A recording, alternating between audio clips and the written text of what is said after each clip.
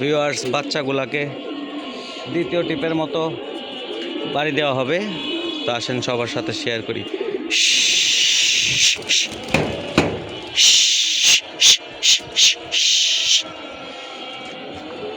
মাশাআল্লাহ, বাচ্চাগুলাকে দ্বিতীয় টিপের মতো বাড়ি দেওয়া হলো।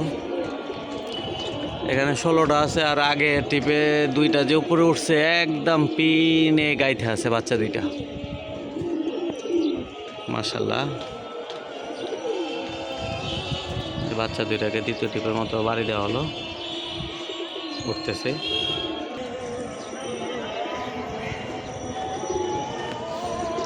আজান দিতেছে, আপনাদের সাথে পরে কথা বলি। এই যে ভিউয়ার্স, 2টা বাচ্চা যে উপরে পিনে গাঁথি ছিল, এই যে 2টা একসাথে উঠতেছে। মাশাআল্লাহ। এবং এই যে বাচ্চার চালনি, দ্বিতীয় টিপের মতো বাড়ি দিলাম বাচ্চা চালনিটা, যে উঠতেছে। মাশাআল্লাহ।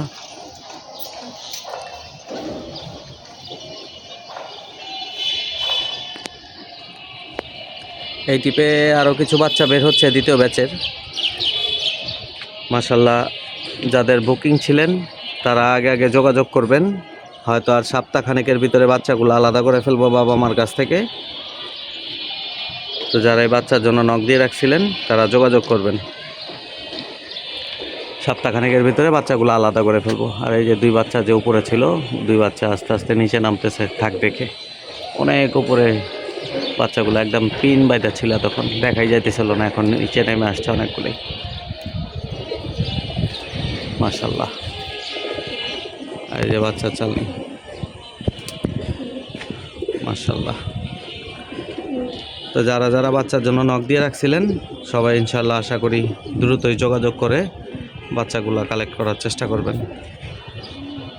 আসলে নক দিয়ে রাখছেন অনেকেই, নক দিয়ে বাচ্চা বিক্রি আসলে আমি করি না। তো ভিডিওর মাধ্যমে যারা যারা বাচ্চা দেখে পছন্দ করেন তারা তারাই বুকিং দেন এবং যোগাযোগ করে বাচ্চা নেওয়ার চেষ্টা করেন। তো বাচ্চা কিছুদিনের মধ্যে আলাদা করব, হয়তো সপ্তাহখানেক লাগবে না, 5-6 দিনের ভিতরে আলাদা করে ফেলবো।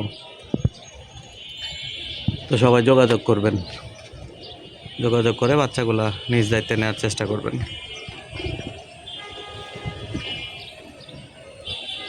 মাশাআল্লাহ।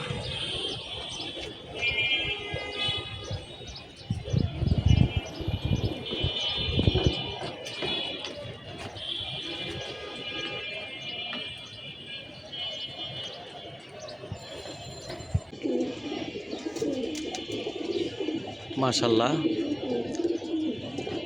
এই কয়েকদিন বৃষ্টির ড্যাম ওয়েদারে বাচ্চাগুলো আসলে হাইট নাই নিচ নিচ দিয়ে উঠতো, বৃষ্টির পানি খাইছে। এবং কবুতরগুলা ওয়েদারের সাথে কবুতরগুলাও ড্যাম হয়ে গেছিল।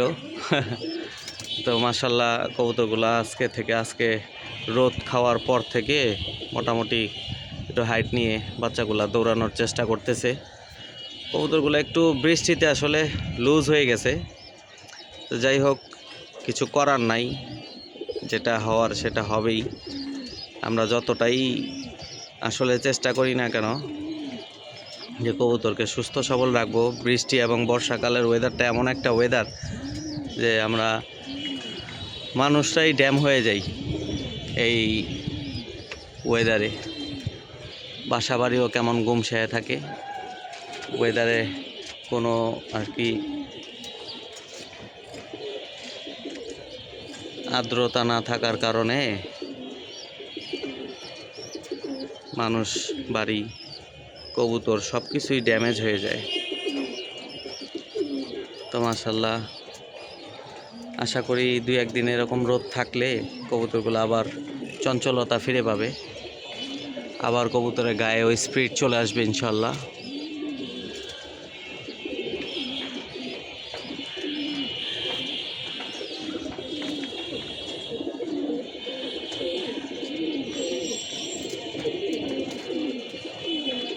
এই হচ্ছে বর্তমান আমার বাচ্চা কবুতরের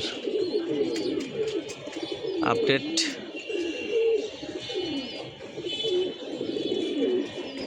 এই যে উপর দিয়ে 2 বাচ্চা নেমে আসতেছে। ফার্স্ট টিপে উঠছিল, অনেক উপরে চলে গেছিলো বাচ্চা 2টা, এই এখন 2টা একসাথেই নামতেছে। এই যে চালনি দ্বিতীয় টিপে বাড়ি দেওয়ার পরে এখনও উঠতেছে আলহামদুলিল্লাহ। তো কার কবুতর কেমন উঠতেছে, কার কতগুলা বাচ্চা উঠতেছে সবাই কমেন্টে জানাবেন। আমি আপনাদের সবার সাথেই ভিডিও করে শেয়ার করি, বাচ্চা কবুতর এবং বড় কবুতরের আপডেট দিই, আপনারাও দিবেন ইনশাল্লাহ।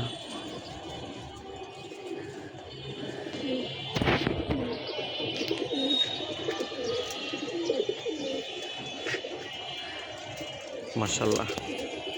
তো যাই হোক, কবুতরগুলো উড়ুক, নামার সময় ভিডিও করে আবার দেখাই দিব। মাশাল্লাহ, বাচ্চাগুলো আবার হাইট নিয়ে নিল, সময়ের সাথে নেমে আসে, আবার হাইট নিতেছে, ওয়েদারের উপর ডিপেন্ড করে। মাশাল্লাহ, বাচ্চাগুলো ভালোই উঠতেছে। যাই দিছে আল্লাহ পাক রাব্বুল আলামিন, আল্লাহ পাকের রাব্বুল আলামিনের দরবারে লাখো কোটি শুকরিয়া। আসলে ওয়েদার তো আমাদের হাতে না, ওয়েদার আল্লাহ পাকের হাতে। আল্লাহ পাক এই বৃষ্টি, এই রোদ, ঝড় তুফান এর উপর দিয়ে আমাদের বিবেচনা করে, ওয়েদারের উপরে ডিপেন্ড করেই আমাদের কবুতর ছেড়ে কবুতরকে উড়াতে হবে এবং কবুতরকে সুন্দর পরিচর্যা করে কবুতরকে কিভাবে সুস্থ রাখা যায় এই দিকটাই আমাদের খেয়াল রাখতে হবে। তা আমি এর আগের একটি ভিডিওতে বলে দিছি যে এই বর্তমান যে ওয়েদার চলতেছে, এই ওয়েদারে কবুতরকে গরম রাখার জন্য যদি কবুতর অসুস্থ হয়ে না থাকে, সেই ক্ষেত্রে ভিটামিন ক্যালসিয়ামের কোর্সটা করে নিলে কবুতরের শরীরটা গরম থাকবে। আসলে বিষয়টা হচ্ছে মূলত কবুতরের শরীর গরম থাকলেই কবুতর ঠান্ডা থেকে বেঁচে থাকবে। আর বাই এনি চান্স বৃষ্টির কারণে যদি ঠান্ডা লেগেই যায়, সেই ক্ষেত্রে আপনারা ঠান্ডার মেডিসিন ইউজ করতে পারবেন। তো ভিউয়ার্স, ভিডিওটি এখানে শেষ করছি। সবাই ভালো থাকবেন, সুস্থ থাকবেন, 5 ওয়াক্ত নামাজ পড়বেন। আসসালামু আলাইকুম।